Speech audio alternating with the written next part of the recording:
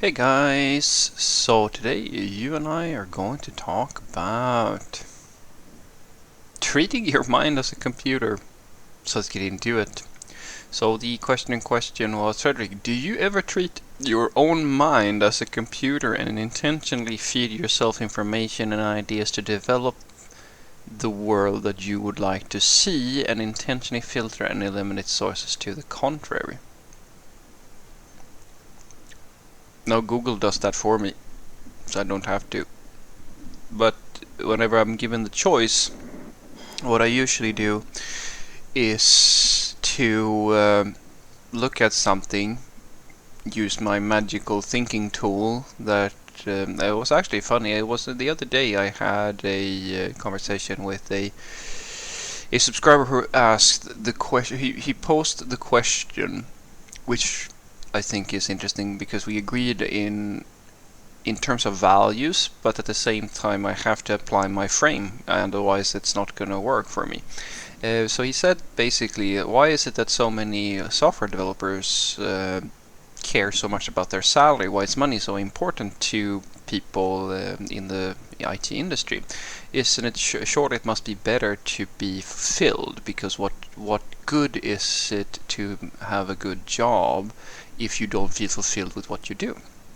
And in principle, I agree. That is how I try to structure my life, because as I've said in a few videos before, I believe that if you just do the math, the basic arithmetic of life, in a sense it becomes, and you look at the cost of being unhappy at work versus the happiness that you will get from making more money, you will probably find that it's very rarely worth it. But at the same time, I'm very aware of that is an enormous simplification of something that is much more complicated. And the reason why I phrase myself that way is not because I believe that is the end-all answer to that question, because there are many scenarios where that argument will be completely invalid, and that's because life is complicated. And so what I tell and this is sort of where this way of framing that I usually use happens, and then I turn to, or I reply to the subscriber, and I ask, what is the point of having a good job if you can't afford medicine for your children? Because the reality is that being happy or feeling fulfilled can be achieved in many ways. There are many aspects to life that affect your personal mood, and when you start to realize that there are so many factors that make up your life situation, it also almost becomes impossible to say that something as one-dimensional as your job, although your job might be a big part of it, is the thing that's going to affect you. Guys, there are people who are able to cope with everything from bad marriages to bad jobs to horrible children, or like what they can be unfulfilled in a million ways. But because the way that their mind works, they're still happy because they have their garden, or they have cooking, etc., etc. Humans are very, very complicated beings at an individual level. And so this person basically says, yeah, I haven't thought about that argument. And I go, well, so the mental tool that I try to use whenever I do anything, whenever I hear any thought or anything like that, is, okay, under what circumstances would the thing that I just heard make sense? What would have to happen? And that exercising framing forces me to think about, all right, what could the reasons behind this are? And this has always helped me a lot when it comes to, at the very least, try to understand why things happen a certain way. And I may not always like the answers that I get. It's not like there's not things that this doesn't mean that you forgive everything, or that everything happens for a very good reason. It's just a reason. And the more you understand, the more likely you are to figure out the underlying reasons for a lot of good things happening. And sometimes you actually, if you're really honest with yourself, some good stuff is happening not because people are inherently good. It is because circumstances create a good situation that is beneficial for other people. And sometimes you find that bad things, they don't, they do actually happen because people are bad, but in many cases it's down to stupidity and laziness and complacency, etc., etc. And the more you can perceive, the easier it is for you to understand, in my opinion at the very least, how things move and why things happen the way they do. But you have to start with getting away from this idea that you have that there's an agenda with gathering information and understanding. So to answer your question, well, of course my mind will tell me to reject certain information and to favor other information, but this essence in my opinion at the very least, in being a software developer or being an engineer or being a scientifically minded person, is to look at information for what it is, to try to understand what's happening. And when you get to a point of personal maturity where you can decouple yourself a little bit from the very strong emotional responses a lot of people have, and you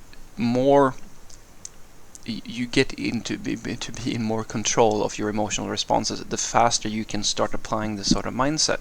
And so when I talk about when I have when I expose myself, as in this question, like information and ideas that develop the world I want to see, well, of course I will, to a certain point. But I'd like to say that you make a very grave mistake when you make a difference, rather when you can't make a difference between what the world is like and what it should look like. And what it should look like is very individualistic and so forth. I'm very lucky because I have a very boring life philosophy that allows most behavior, and I boil most problems down to something that is, unfortunately, it took me years to understand, but unfortunately it comes down to a problem that I don't really know how to solve. I'm still working on that one. At least I'm trying to come to terms with it. But at the same time, when it comes to eliminating and filtering sources of information, it really is rare that I can't see the point of another human being. But as I said, as soon as I frame the question, what they're saying and saying as under what circumstances is this true? The only time I actually don't have an ear left over or something like that for certain people is when I can tell that I'm not dealing with a rationally thinking person. I'm dealing with a person who is allowing their emotions and belief system to cloud their judgment to the point where I can't have a constructive conversation with them.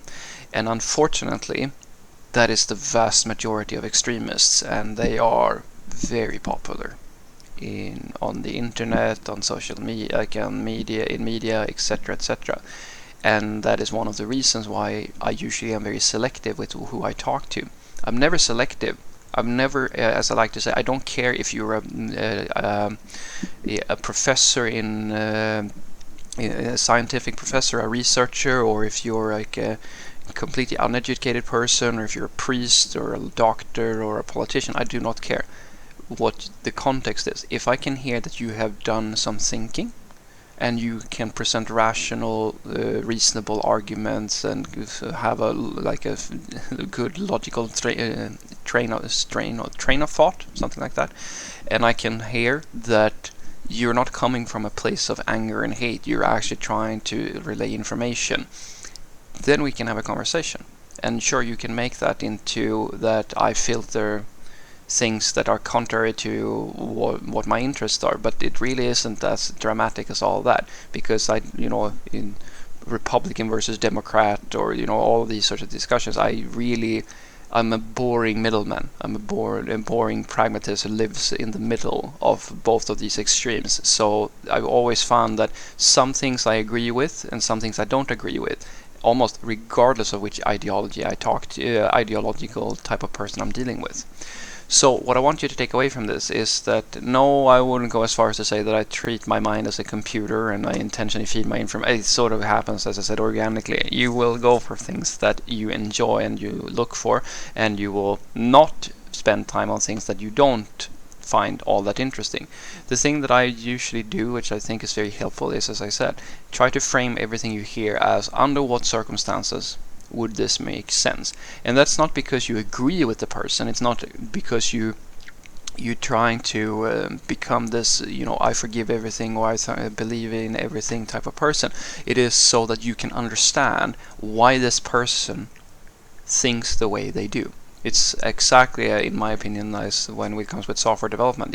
You can work with the ugliest code base in the world. You don't have to like it, but you still have to understand it to be able to deal with the situation. I've always found that it helps my blood pressure and it helps my ability to communicate with more people when I always have the approach of that I have to understand why you believe the thing that you believe. And sometimes I don't like the answer and then I don't want to talk to that person. But in many times, at the very least, even though I might not want to spend extended amounts of time with a certain concept, at the very least I understand it. I give it an honest shot before I dismiss it, and the same thing goes when something is very, very good. I'm not going to buy a snake oil salesman's special products or ideas just because it seems agreeable with what I believe. Because, as I said, if you start thinking in terms of when is this making sense, you will find out that sometimes you're actually you don't look so good in those clothes that you really, really want. It's just that your mind is trying to force you to believe that you're thinner than you are. And sometimes the people who you hate, they're not actually bad people, they're just stupid. Have a great day.